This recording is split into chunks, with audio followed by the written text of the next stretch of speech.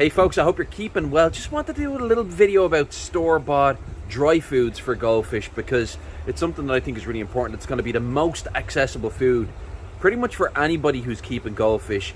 They can be cost effective as well, and I feel a lot of people have like strict rules about them, whereas my experience with having hundreds and hundreds of goldfish in all different types of setups, outdoor ponds, heated ponds, aquariums, it boils down to the individual fish. It's not about the actual, like, goldfish in general.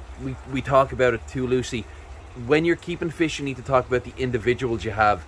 That's why I want to talk a little bit about this, because you might need to do some kind of testing with different foods to get the right stuff for your goldfish. They are an opportunistic omnivore. Going to give you a look at a couple of the different types of food that I'm giving my goldfish now at the moment, because there's a range of them here. We've got floating foods, we've got slow sinking foods, and I'm actually even giving these guys here at the moment just a little small bit of flakes, because they're the thing that I can kind of crush up to the smallest size, because they're nibbling on food. It is still cold. I don't want them to eat much. I want them to be able to pass through their body quickly, and being a little bit bigger, flake food is the best thing for them at the moment. But I'm going to show you the different fish that I have and some of the things that they like to eat, because they're all individuals. Every different fish has their own specific preferences.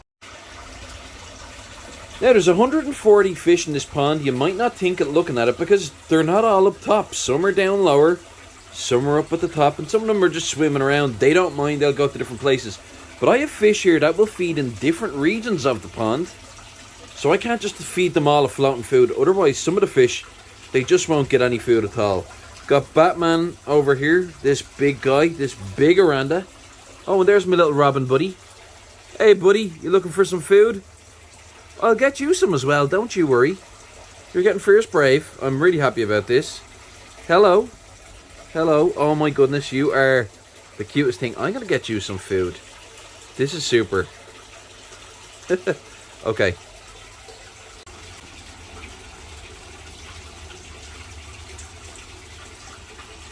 Hey buddy. I've been trying to hand feed this Robin for the last couple of days. I love it. It's getting him used to me here by the pond. He's just flying up to me there. That is amazing. Oh my goodness. He's eating all my fish food, aren't you? You floofy monster. He does like that old fish food. Now, I clearly keep a lot of fish. I've got maybe 140 fish in one pond. I've got nearly the same in another pond. And a lot of those fish are siblings, but they still exhibit their own individual personalities and their own individual traits.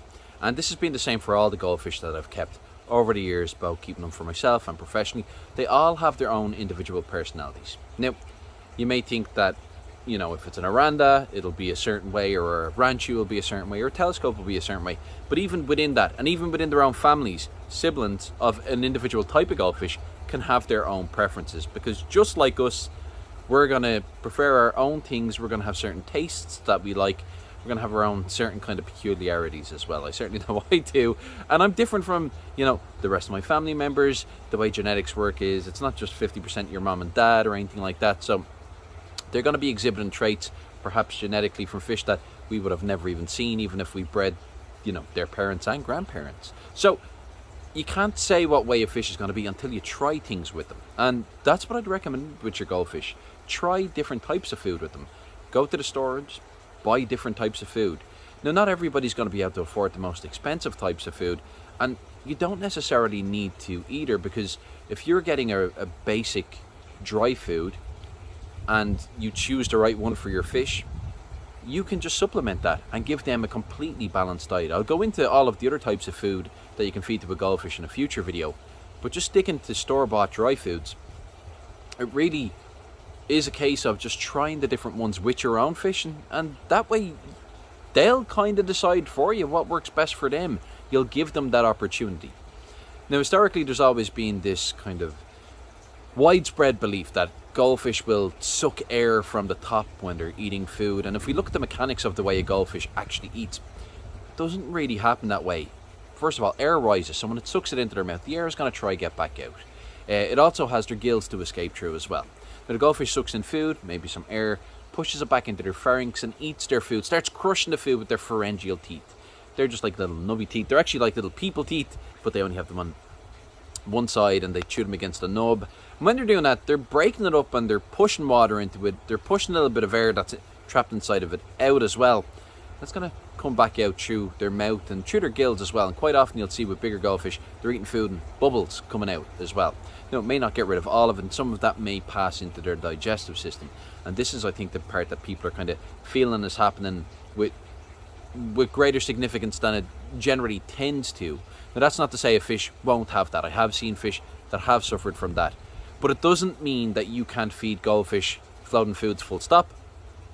It just means that if you have a fish that does have the propensity to just do that more, they may not be best suited, or should I say, floating foods may not be best suited for them. They may be better off with a sinking food, whether it be a slow sinking or fast sinking.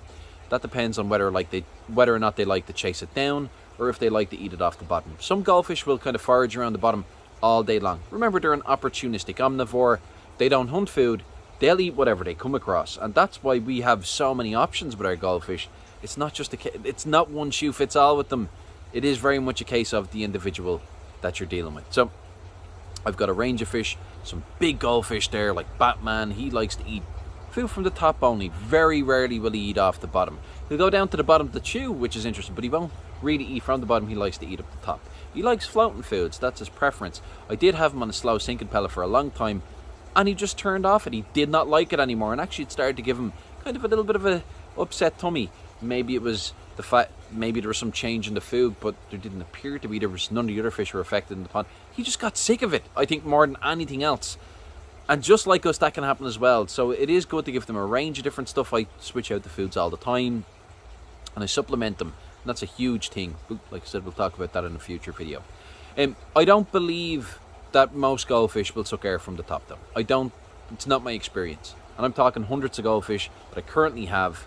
I don't have any that do that. I did have one goldfish that did it a long time ago. Unfortunately, I've lost that fish since for other complications that he had to do with his wen. But I did have one goldfish that done that, and yeah, I've definitely experienced it. But it wouldn't stop me from feeding all of the rest of my fish a floating food.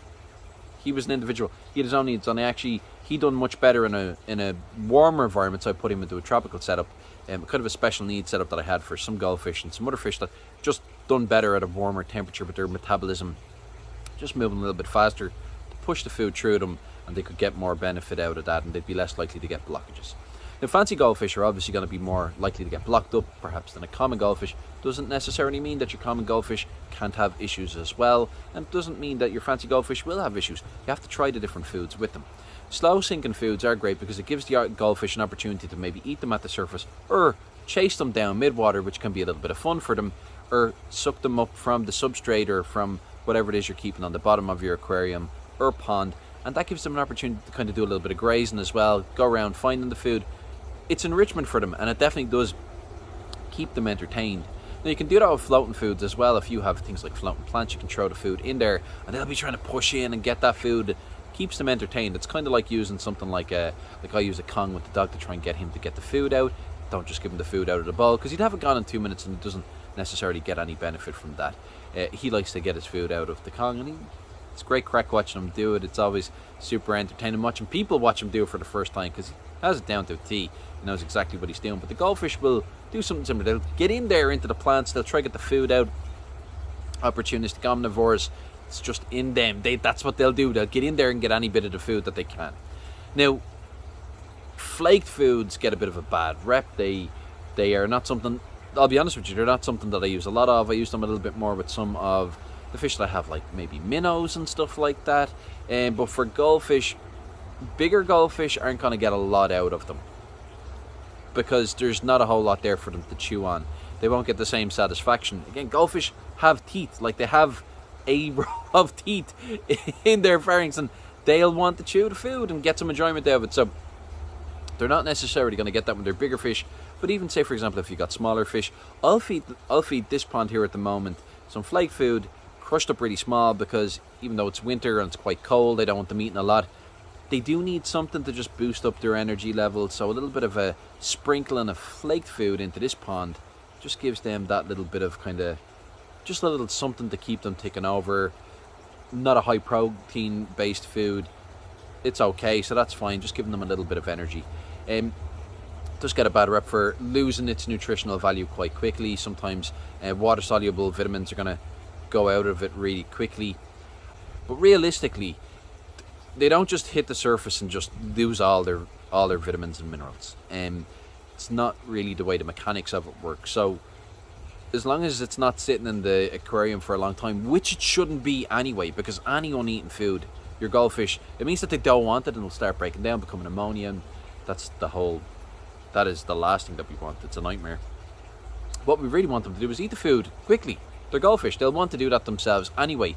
If they're not eating the food quickly, it means that you're not really giving them something that they like, or you're feeding them too often perhaps. So you may need to look at the food that you're giving them, or how often you're feeding them. But realistically they should be looking to eat that quite quickly. So yeah, flake food, if it's all that you've got, if it's the only option you have, that's absolutely fine, and it definitely has use cases. But like all of the foods, it is the sort of thing that we want to add a little bit more to, perhaps to just build out the nutritional composition of your goldfish's diet to make it a little bit more balanced. And again, like I said, we'll do a little bit more in that in a future video. Look, the main thing that I want to just kind of reiterate is that, again, it's all about your goldfish being an individual. You need to give your goldfish the opportunity to find out what works best for it before you know, because you can't guess on their behalf. It's just not possible. You can have 100 goldfish spawn from one set of parents and they'll all have different personalities. You may have 20 of them that like sinking foods, you may have 20 of them that like floating foods, and you may have all the rest of them just might not care. And then you might have one that will have an upset stomach if it eats one, or 2 or 3 or 4 that just can't eat certain foods. Like Batman, if I put food in the pond that has garlic in it, he doesn't even have to eat the food. He will just not eat anything until the taste of garlic has gone out of the water, which is really unusual because garlic is usually given to fish and has been historically given to fish because they generally tend to really like it. And when you've got a fussy fish who you're trying to get food into, garlic can sometimes be the only way to get food into them. They like the taste. Batman doesn't. He hates it so much. He gets super vexed with me. So again, individual fish, individual needs. Try different things with them and see what works best for you. The nutritional composition in most flake foods is going to be enough to do them for the best part. And again, oh no,